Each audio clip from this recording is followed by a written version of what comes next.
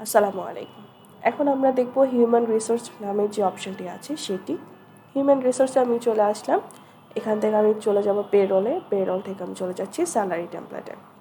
Salary টেমপ্লেটে আসার পর আমি এখান থেকে টেমপ্লেটের লিস্টগুলো দেখতে পারবো। তাছাড়া আমি এখানে টেমপ্লেট ক্রিয়েট করতে পারবো। ক্রিয়েট টেমপ্লেটে চলে গেলাম। এবার দেখা যাচ্ছে আমি এখানে গ্রেড তুলে নিচ্ছি, দিয়ে দিচ্ছি গ্রেড সি। বেসিক স্যালারি দিয়ে দিচ্ছি, ওভারটাইম পার আওয়ার দিয়ে দিচ্ছি আমি।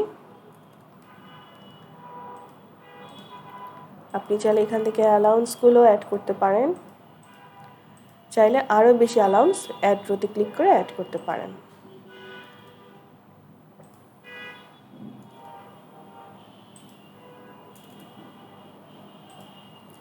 চাইলে এখান থেকে কোনো ডিডাকশন রাখতে পারেন, স্যালারি ডিডাকশন। আমি একটা প্রভিডেন্ট ফান্ড দিয়ে রাখছি,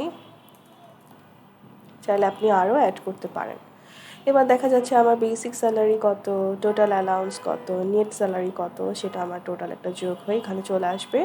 সেভ করে দিলে আমার টেমপ্লেটটা এখানে অ্যাড হয়ে গেল। এবার আমি এই টেমপ্লেটটা অ্যাসাইন করব কোন কোন টিচারদের জন্য। ধরে নিচ্ছি আমার একজন লেকচারার, তার জন্য আমি গ্রেড সি টেমপ্লেটটা অ্যাড করতে চাই।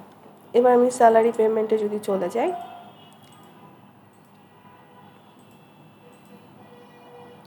আমার এখানে চলে আসলো এই যে গাজী নামের যে টিচার আছে, সম্মানিত যে টিচার আমাদের, তার স্যালারি টেমপ্লেটটা চলে আসলো। বেসিক স্যালারি অটোমেটিক চলে আসলো যে সেই গ্রেড সিতে অ্যাকচুয়ালি স্যালারিটা নিয়ে থাকেন।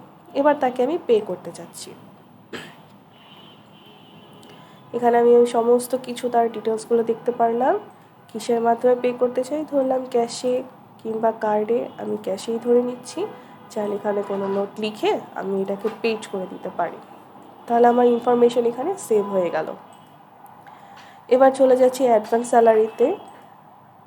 যারা টিচার থাকবে তাদের কাছে টিচার বা স্টাফ বা অন্যান্য যারা এমপ্লয়ি থাকবে তারা চাইলে এখান থেকে অ্যাডভান্স স্যালারির জন্য একটা রিকোয়েস্ট করতে পারে। আমি অ্যাডভান্স স্যালারির জন্য এখানে একটা রিকোয়েস্ট করব, কত অ্যামাউন্ট লাগবে, রিজনটা কী, দিয়ে আমি যখন অ্যাপ্লাই করে দিব তখন আমার এখানে একটা লিস্ট চলে আসবে। এটা মূলত অ্যাডমিন প্যানেলে যে থাকবে সেই অ্যাপ্লিকেশন ম্যানেজ যেটা, সেই অপশানটি পাবে।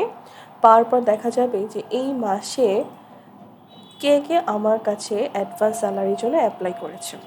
তখন আমি অ্যাকশন অপশন থেকে তাকে আমি অ্যাকসেপ্টও করতে পারি বা ডিক্লাইনও করে দিতে পারি। এবার আমি চলে যাচ্ছি লিভ অপশনটিতে। সেম প্রসেসে যেভাবে অ্যাডভান্স স্যালারির জন্য করা হয় সেরকম লিভের জন্য করা হবে। লিভের আমি একটা ক্যাটাগরির নাম দিয়ে দিচ্ছি, সিক দিয়ে দিচ্ছি, রোল দিয়ে দিচ্ছি, কত দিনের জন্য সেটা দিয়ে আমি ক্যাটাগরিটা সেভ করে দিচ্ছি, কিংবা চাইলে আমি ক্যাজুয়াল দিয়ে দিচ্ছি। সিলেক্ট করে দিচ্ছি, সেভ দিয়ে দিচ্ছি। এটা হচ্ছে আমার লিভ ক্যাটাগরির একটা লিস্ট এখানে অ্যাড হয়ে গেল। এবার আমি চলে যাব মাই অ্যাপ্লিকেশানে। এটা মূলত টিচাররা করবে, তারা লিভ রিকোয়েস্ট এখানে করতে পারে। লিভের টাইপটা সিলেক্ট করে দিয়ে এখান থেকে ডেটটা সিলেক্ট করবে, কত তারিখ থেকে কত তারিখ, রিজনটা কী, চাইলে কোনো একটা মেডিকেল ডকুমেন্ট বা অন্য কোনো অ্যাটাচমেন্ট এখানে রেখে সেভ করে দিলে আমার একটা লিভ লিস্ট চলে আসবে। অ্যাডমিন যে কাজটা করবে এখান থেকে ম্যানেজ অ্যাপ্লিকেশন করতে পারবে।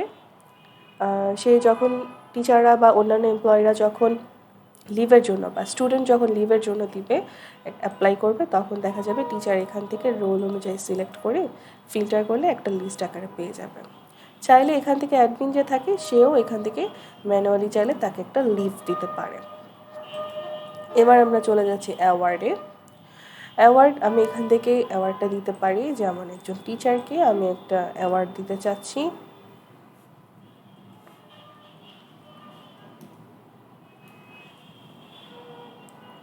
গিফট আইটেমটা কী হতে পারে, আমার মার্ক দিয়ে দিচ্ছি, অথবা আমি ক্যাশের প্রাইসটা দিতে পারি। অ্যাওয়ার্ডের রিজনটা দিতে পারি আমি।